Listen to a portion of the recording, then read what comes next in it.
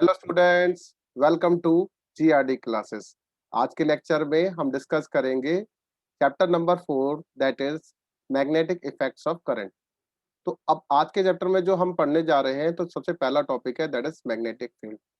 तो आपने जैसे चैप्टर नंबर 3 में पढ़ा कि किसी भी वायर में जब करंट आई फ्लो होती है तो उसके चारों तरफ, अब जो इस चैप्टर में क्या पढ़ने जा रहे हैं कि उसके चारों तरफ एक लूप बनता है। अब ये जो लूप है ये करंट का इफेक्ट है। जितना ज्यादा करंट फ्लो होगा किसी भी वायर से, तो उतना ही ज्यादा उसका एक मैग्नेटिक फील्ड होगा। क्लियर? जितना ज्यादा करंट फ्लो होगा किसी भी वायर से, तो उतना ज्यादा उसके चारों तरफ एक लूप क्रिएट बनता है, दैट लूप क्रिएट होता है, जिसे बोला जाता है मैग्नेटिक फील्ड। क्लियर? तो कहता है a region around a magnet, यहाँ पर एक डेफिनेशन लिखी है, कहता है a region around a magnetic material. कोई भी एक मैग्नेटिक मटेरियल है, जैसे यहाँ पर एक ये नॉर्थ साउथ की आपको एक बार मैग्नेट नजर आ रही होगी। तो आप सभी बच्चों को पता है कि अगर एक बार मैग्नेट को इस तरीके से रखा जाता है, तो उसके चारों तरफ ऐसे ये आयरन फिलिंग्स है। आयरन फिलिंग्स कुछ इस तरीके की शेप बना लेती हैं, है ना? ये आपने छोटी क्लासेस में भी पढ़ा हुआ है। तो सभी बच्चों को पता है कि नॉर्थ से साउथ की तरफ मैग्नेटिक फील्ड लाइंस फ्लो करती हैं। क्लियर? तो ये कहता है a region around a magnetic material. तो ये एक मैग्नेटिक मटेरियल है, कौन? ये एक बार मैग्नेट। और a moving electric charge with in which the force of magnetism acts. अगर लेट अस सपोज करिए कि आपके पास इस तरीके से एक ये वायर है जिसमें ये चार्ज फ्लो हो रहा है, तो ये फ्लो ऑफ चार्ज को हमने क्या बोलते हैं पर यूनिट टाइप के अकॉर्डिंग? That is current. अगर मैं यहाँ पर एक मैग्नेटिक नीडल रख दूं, तो इस मैग्नेटिक नीडल से मुझे ये पता चलेगा कि क्या इस वायर में करंट फ्लो हो रही है, क्या इसके चारों तरफ एक लूप क्रिएट हो रहा है। तो अगर मैंने इस तरीके से ये काइट शेप की इस तरीके से यहाँ पर मैग्नेटिक नीडल्स रख दी हैं, तो अगर इस वायर में that is X Y wire है, इसमें अगर करंट फ्लो कराता हूं, तो इसके चारों तरफ एक लूप क्रिएट होगा। अगर वो लूप इन मैग्नेटिक नीडल से टच हो जाता है, तो ये डिफ्लेक्शन शो करेंगी। तो कहता है moving charge with in which the force of magnetism acts. Clear? तो ये तो था एक मैग्नेटिक फील्ड। एक यहाँ पर येलो बॉक्स में मैंने यहाँ पर लिखा हुआ है, कहता है a magnetic field is a vector field. तो जैसे मैग्नेटिक फील्ड, इलेक्ट्रिक फील्ड को हम इस तरीके से लिखते हैं, वैसे ही मैग्नेटिक फील्ड को हम बी वेक्टर के फॉर्म में लिखेंगे। तो बी का जो सिंबल है, ये जो बी जो सिंबल है, ये किसके किसके लिए यूज किया जाता है बेटा? मैग्नेटिक फील्ड के लिए। याद रहेगा? ठीक है। That describes the magnetic influence of a moving electric charge, electric currents and a magnetic material. तो जैसे मैंने आपको बताया मैग्नेटिक मटेरियल के बारे में, तो ये इनकी एक पर्टिकुलर डायरेक्शन है। तो यहाँ पर नॉर्थ से साउथ की तरफ मैग्नेटिक फील्ड लाइंस फ्लो करती हैं और ये क्लोज लूप्स बनाती हैं। तो जैसे जैसे चार्ज फ्लो करेगा, वैसे वैसे इनका एक मैग्नेटिक इफेक्ट देखने को मिलेगा। आई होप कि आपको ये वाला पेज क्लियर होता है। नेक्स्ट, और next topic is Biot Savart law. Biot Savart law के अकॉर्डिंग हम क्या बताना चाहते हैं? बायट सेवर्ट लॉ के अकॉर्डिंग जैसा आपको नजर आ रहा है, ये एक कंडक्टर है। Let us suppose this is conductor X Y. यहाँ पर एक कंडक्टर बना दिया बेटा मैंने, एक्स वाई एक कंडक्टर है, और इस एक्स वाई कंडक्टर के अंदर करंट फ्लो हो रही है एक्स टू वाई डायरेक्शन में। एक्स टू वाई डायरेक्शन में कौन फ्लो हो रहा है बेटा? Current I. अगर एक्स टू वाई डायरेक्शन में करंट आई फ्लो होता है, तो कहता है कि इस पी पॉइंट पर, यहाँ पर ये जो क्रॉस बना हुआ है, this is point P, where we have to calculate the magnetic field. क्या निकालना है हमें? मैग्नेटिक फील्ड निकालना है। तो इसका मतलब क्या है? कि इसका मतलब ये है कि इस पी पॉइंट पर इस तरीके से एक लूप बन रहा होगा, और ये जो लूप है ये इस करंट आई के द्वारा बन रहा है। किसके द्वारा बन रहा है बेटा? करंट आई के द्वारा बन रहा है। अब मैग्नेटिक फील्ड यहाँ पर जो बना हुआ है, कहता है करंट अगर इस तरीके से ऊपर की तरफ जाएगी एक्स टू वाई डायरेक्शन में, तो मैग्नेटिक फील्ड इस तरीके से बी अंदर की तरफ जाएगा पी पॉइंट पर। तो इसलिए क्रॉस का रिप्रेजेंटेशन है। तो क्रॉस क्या रिप्रेजेंट करता है कि क्रॉस ये रिप्रेजेंट करता है कि मैग्नेटिक फील्ड लाइंस जो है वो in the plane of paper है। तो मैंने इनटू द पेज यहाँ पर लिखा हुआ है। ओके, इनटू द पेज मतलब in the plane of paper. ठीक है, तो सबसे पहली लाइन यहाँ पर क्या लिखेंगे, कहता है कि consider a current carrying wire. अब करंट कैरिंग वायर है हमारे पास एक्स वाई, जिसके अंदर करंट कितना फ्लो हो रहा है बेटा, आई, इन अ स्पेसिफिक डायरेक्शन। ये जो स्पेसिफिक डायरेक्शन कौन सी है, X to Y, as shown in the figure. ये आपको फिगर नजर आ गई, हाँ ठीक है। Take a small element of the wire of length DL. अब यहाँ पर मैंने क्या किया, अब जैसे मैंने क्लोज लूप बनाया है तो पहले तो मैं इसको हटा देता हूँ कि सो दैट आपको यहाँ पे कंफ्यूजन क्रिएट ना हो। अब ये कहता है कि यहाँ पर ये जो स्मॉल एलिमेंट है यहाँ से लेकर यहाँ तक का, ये मैंने एक स्मॉल एलिमेंट ले लिया, ठीक है। Take a small element of the wire of length DL. तो इसकी लेंथ जो है वो बेटा डीएल वेक्टर है, जैसा मैंने रेड कलर से भी लिखा हुआ है। तो इसको बस मैं दिखा रहा हूँ कि किस तरीके से मैंने यहाँ पर लिखा है, ठीक है। अब इसके बाद कहता है the direction of the element, ये जो डायरेक्शन, ये जो करंट एलिमेंट की जो डायरेक्शन है उसे बोलेंगे current element, that is IDL. Clear, the direction of the element is along that the current so that it forms a vector IDL. जिस डायरेक्शन में करंट फ्लो हो रही है उसी डायरेक्शन में हमने एक स्मॉल एलिमेंट बनाया है, दैट इज डीएल। क्लियर, तो कहता है according to Biot Savart law the magnitude of magnetic field induction dB. DB यहाँ पर क्यों रिप्रेजेंट किया गया है, हम एक मैग्नीट्यूड निकाल रहे हैं। जब भी हम मैग्नीट्यूड निकालेंगे, ये जो है स्मॉल अमाउंट का मैग्नेटिक फील्ड जो है डीबी है, जो हम डीएल लेंथ के अक्रॉस निकाल रहे हैं मैग्नेटिक फील्ड। तो ये जो डीबी है किसी बातों पे डिपेंड कर रहा है। ये कह रहा है ये करंट पे डिपेंड कर रहा है, आई, जितना एक्स टू वाई डायरेक्शन में फ्लो हो रहा है। ये जो डीबी है बेटा, that is small amount of magnetic field, ये एलिमेंट पर डिपेंड कर रहा है, जो लेंथ का एलिमेंट है दैट इज डीएल। और भी किसी चीज पे डिपेंड कर रहा है, कहता है हाँ। तो यहाँ पर एक एंगल बनेगा, this is called theta.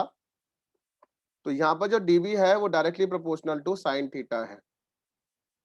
And the last one is ये इनवर्सली प्रोपोर्शनल टू द, ये जो पोजीशन वेक्टर आर बनाया है इसके इनवर्सली प्रोपोर्शनल है, तो स्क्वायर ऑफ द डिस्टेंस है इनवर्सली। ठीक है, तो on combining all these equations, now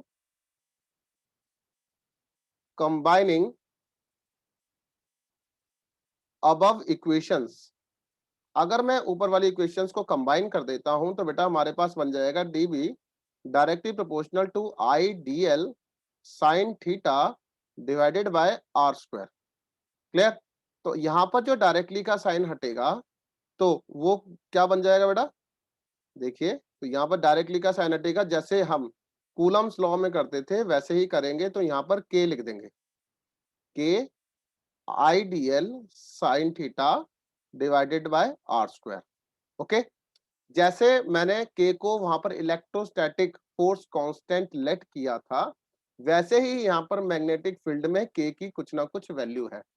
तो यहाँ पर मैं कंबाइन करके मैं आपको क्या दिखाना चाहता हूँ कि ये जो डीबी है, जो स्मॉल अमाउंट का मैग्नेटिक फील्ड है, वो के को हम यहाँ पर यूज करेंगे बेटा म्यू नॉट अपॉन 4 पाई। के की वैल्यू कितनी है बेटा, म्यू नॉट अपॉन 4 पाई।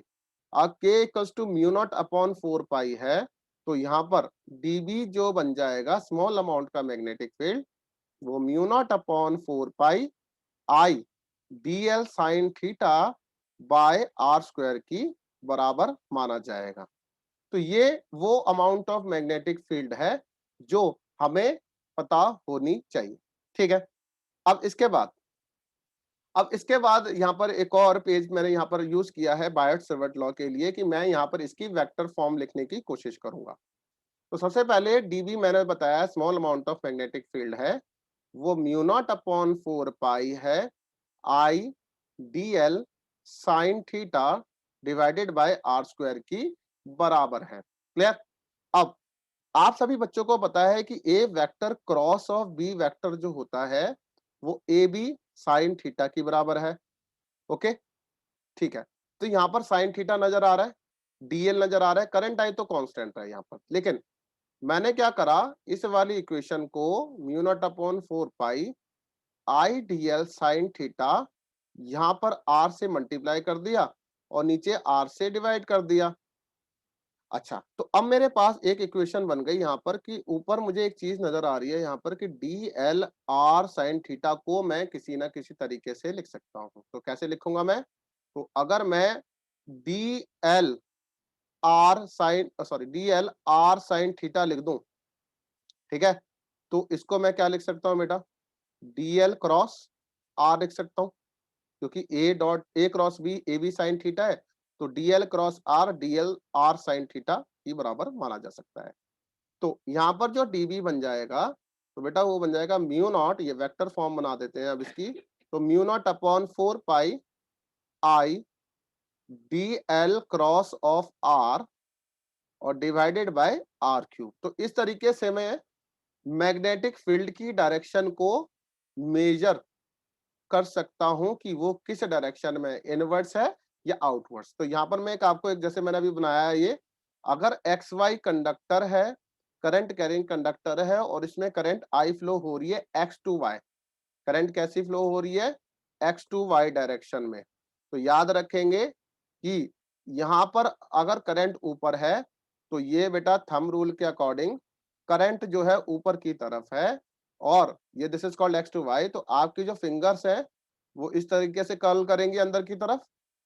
तो ये जो डिस्टेंस है बेटा ये है आर डिस्टेंस, और this is called point P. तो पॉइंट पी की तरफ अंदर की तरफ जो जाएगा मैग्नेटिक फील्ड बी बनेगा। तो याद रखेंगे इस वाली बात को।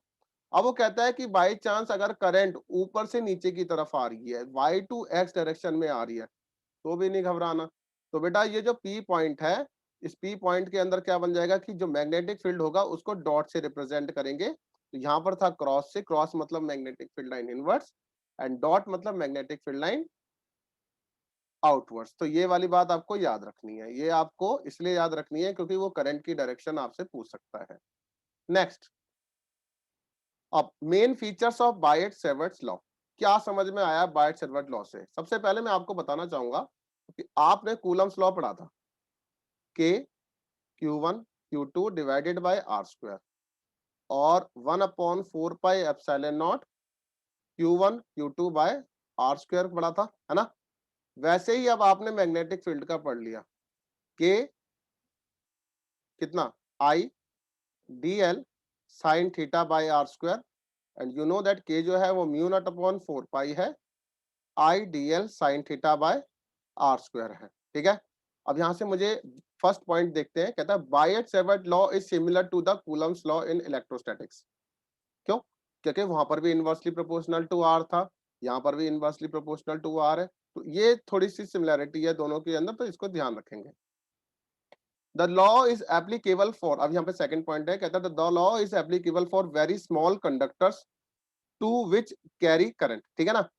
अच्छा, ये जो कंडक्टर्स हैं एक्स वाई में लेट कर रहा हूँ, कोई एक सर्कुलर कॉइल भी लेट कर सकता हूँ, तो ये जो कंडक्टर्स है और रिंग रिंग जो आप हाथ में पहनते हैं, अपनी फिंगर्स में पहनते हैं, तो इसका मतलब क्या है? इनके थ्रू हम क्या निकाल रहे हैं? मैग्नेटिक फील्ड निकाल रहे हैं। तो ये स्मॉल कंडक्टर्स के थ्रू बताया जाता है। The law is applicable for symmetrical current distribution, current का जो डिस्ट्रीब्यूशन है वो सिमेट्रिकल है, इक्वल है, ठीक है ना? बराबर इस तरीके से हम सिमेट्रिक वे में हम मैग्नेटिक फील्ड को मेजर करेंगे। अभी मैं जैसे आपको नेक्स्ट बताऊंगा इसके बाद। अब यहाँ पर हमारे पास फर्स्ट एप्लीकेशन आ जाती है बायट सेवर्ट लॉ की, that is magnetic field at the centre of circular coil current carrying current, ठीक है ना? अब सर्कुलर करंट कैरिंग कॉइल है, इसको करंट कैरिंग कॉइल भी बोल सकते हैं, या फोर सी बार, यहाँ पर सी कितने टाइम्स आ रहा है? यहाँ पर 4 टाइम्स आ रहा है, ठीक है ना? तो 4 टाइम्स सी भी बोलते हैं, इस वाली एप्लीकेशन को पहचानने का तरीका है। तो कहता है ये जैसे मैंने यहाँ पर बना रखा है, एक सर्कुलर करंट कैरिंग कॉइल है, तो मान लिया जाए ये करंट आई है बेटा, और ये आपको पता है डीएल आईडीएल हम बनाते हैं, तो यहाँ पर मैंने एक स्मॉल एलिमेंट ले लिया, this is current I and DL. अब ये है रेडियस आर, क्लियर? तो ये यहाँ पर आर हमने पुट किया है, आर इज द रेडियस, क्योंकि इस पी ओ पॉइंट पर हमें मैग्नेटिक फील्ड निकालना है।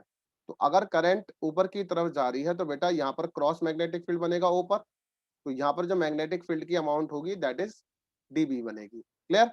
तो कहता है consider a circular coil of radius r with centre O, O है, lying with its plane in the plane of paper, okay, let I be the current flowing in the circular coil, I current flow हो रहा है जैसा नजर आ रहा है in the given direction. Suppose करें कि the circular coil is made of a large number of current elements. अब ये कहता है ये जो सर्कुलर कॉइल बनाई है ना, डीएल डीएल, इतने बहुत सारे डीएल स्मॉल एलिमेंट्स के द्वारा मिलकर बनी है। हर एक की जो लेंथ बोली है वो कितनी बोली गई है, डीएल बोली गई है। तो अब देखिए इसको कैसे करेंगे। तो कहता है कि फ्रॉम वाइट सेवर्ट लॉ, आप क्या पढ़ के आए हैं, कह रहा है from Biot Savart's law dB किसकी बराबर है बेटा, mu naught upon 4 pi I dl sine theta by are square. कहता है यहाँ पे डीएल जो है वो परपेंडिकुलर टू आर है, तो जिसके कारण थीटा की वैल्यू 90 डिग्री हो जाएगी। अगर थीटा की वैल्यू 90 डिग्री हो जाती है तो बेटा साइन 91 होता है। ओके, तो यहाँ पर साइन 91 हो जाएगा, तो ये बन जाएगा for total magnetic field integrate both side. अगर हम इसे इंटीग्रेट कर देते हैं तो इंटीग्रेट करने से मुझे क्या पता चलेगा, ये डीबी और ये mu naught upon 4 pi I by are square बाहर निकाल लिया। अब ये डीएल का इंटीग्रेट होगा, तो डीबी का इंटीग्रेशन बी बन जाएगा mu naught upon 4 pi I by are square. अब ये डीएल डीएल स्मॉल जितने भी डीएल एलिमेंट ले लिए तो सरकमफ्रेंस हो जाएगा, दैट इज 2 पाई आर। तो डीएल की जगह हम यहाँ पर 2 पाई आर पुट कर सकते हैं। तो 2 पाई से ये 4 पाई कट जाएगा तो 2 आ जाएगा, एक रेडियस से आर कट जाएगा। तो बेटा बी की जो वैल्यू आई है ये mu naught I by 2 r की बराबर है।